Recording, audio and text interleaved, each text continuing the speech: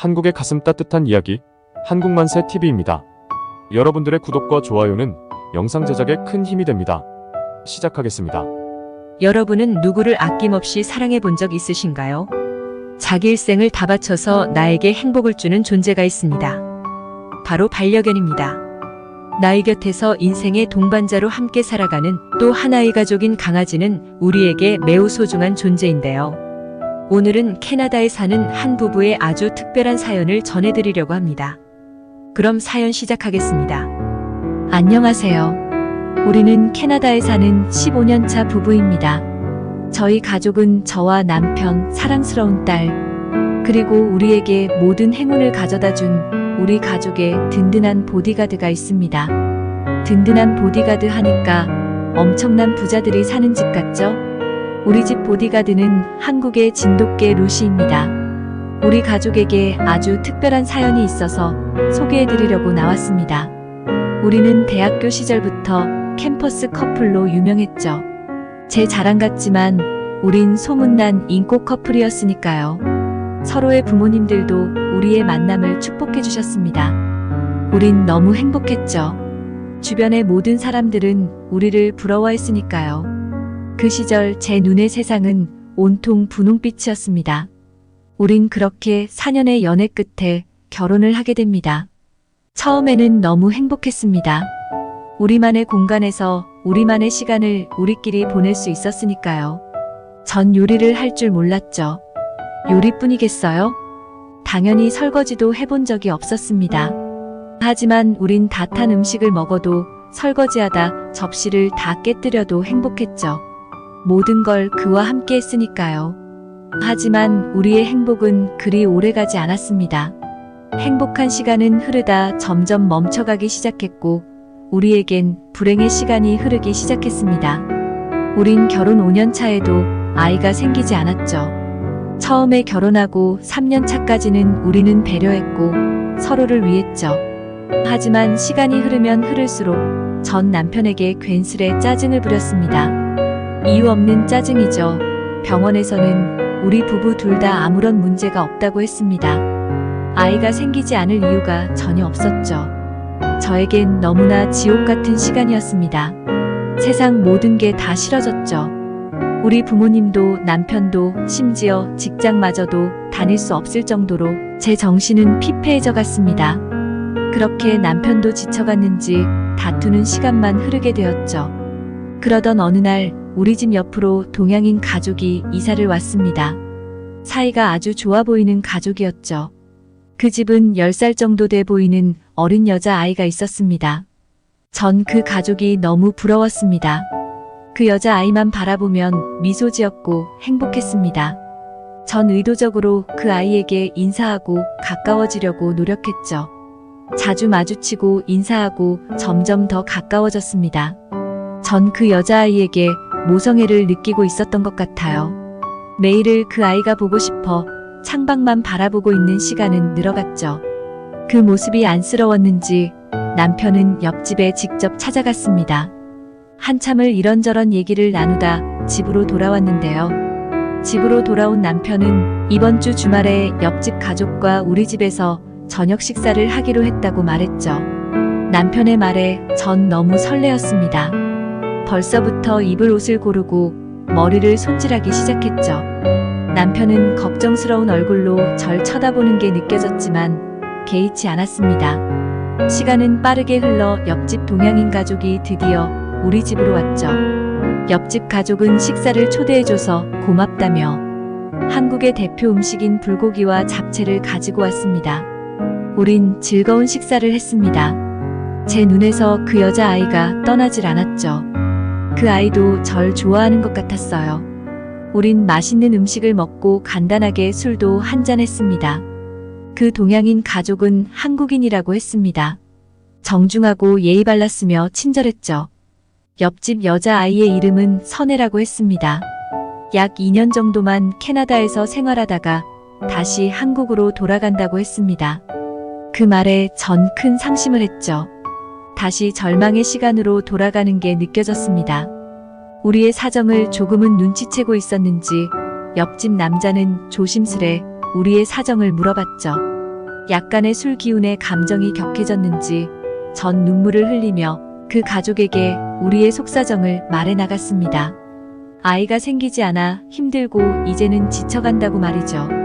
저는 한참의 시간 동안 눈물을 쏟아냈습니다. 그러자 선혜라는 아이가 다가와서 저를 안아주며 달래주더군요. 아주머니, 울지 마세요.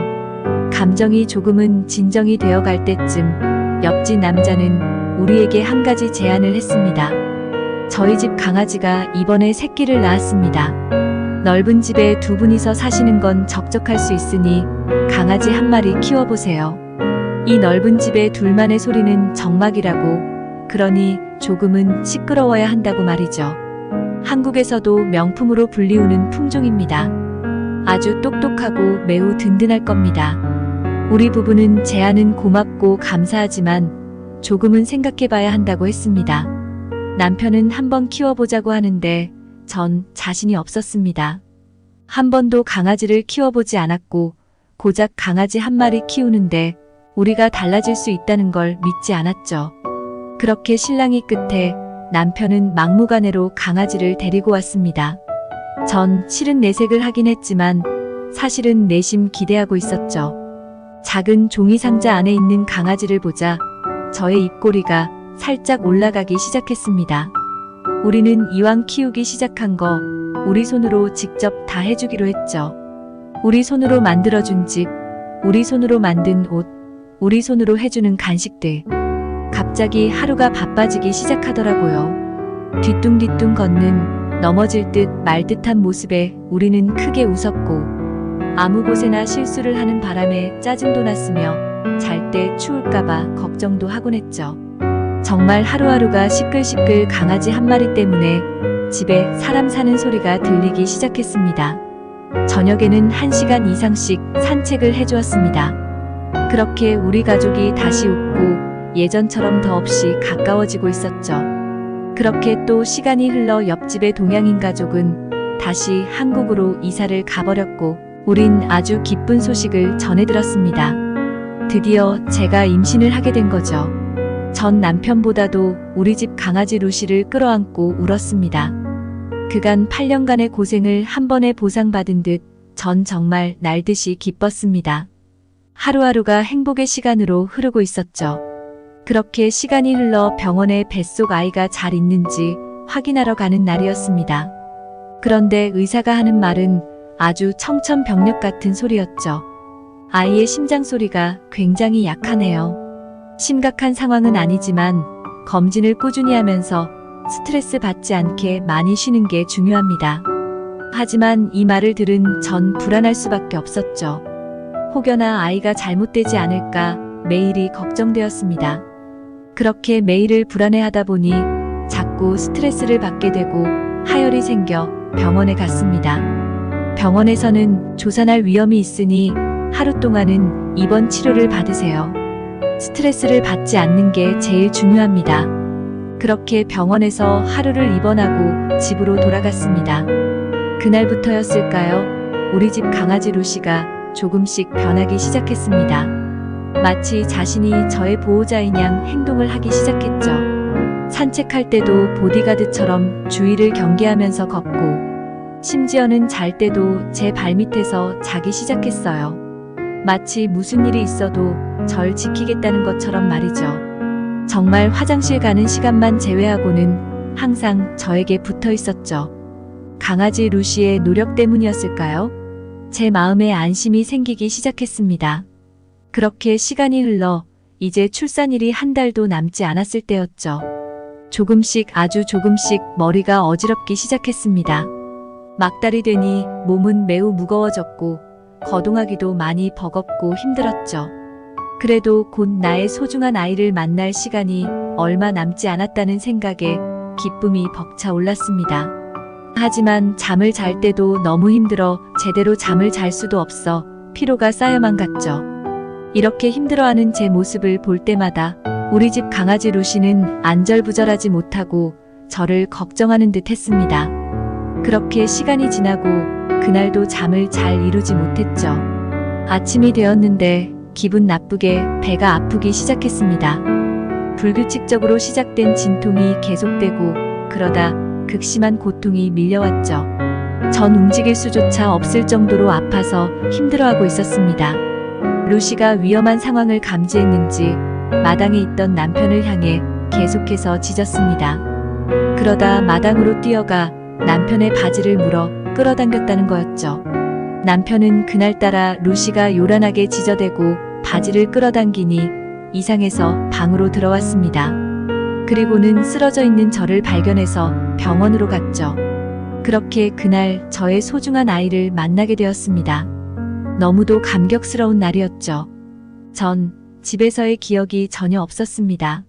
어떻게 내가 병원으로 왔는지 전혀 생각나지 않았죠. 남편은 제가 쓰러지고 나서 병원에 오기까지를 아주 자세하게 이야기해 주었습니다. 전 아주 충격적인 이야기를 전해 들었는데요. 지금 생각해도 믿기지 않을 이야기였죠. 우리 집 강아지 루시가 나와 내 아이를 살렸다는 이야기를요. 그러면서 남편은 제게 작은 종이봉투를 건넸습니다. 그 안에는 제가 쓰러졌을 당시 입었던 원피스가 담겨져 있었죠. 그 원피스의 치마 끝자락은 다 찢어져 있었습니다.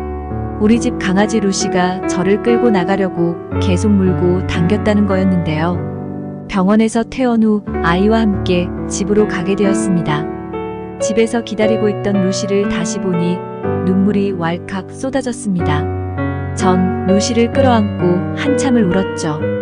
고맙다고, 너무 고맙고 감사하다고, 우리 집에 와줘서 나와 같이 살아줘서 고맙다고요. 지금 그 강아지 루시는 나이가 많이 들었습니다. 우리 집에 와서 저희와 약 10년 정도를 같이 살았죠. 10년 동안 정말 많은 해프닝들이 있었죠.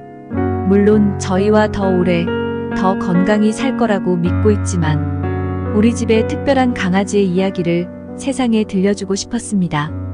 전 사실 한국이라는 나라는 잘 모르지만 한국의 진돗개라는 강아지는 세상에서 가장 훌륭한 강아지라는 건 확실히 알고 있습니다.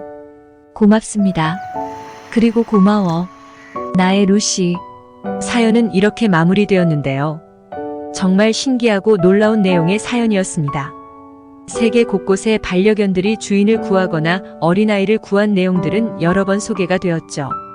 여기서 중요한 건 그런 강아지들이 특별할 수도 있지만 결국 반려견을 키우는 주인들이 훌륭한 사람들이기 때문에 강아지들도 그렇게 행동하는 것 같습니다.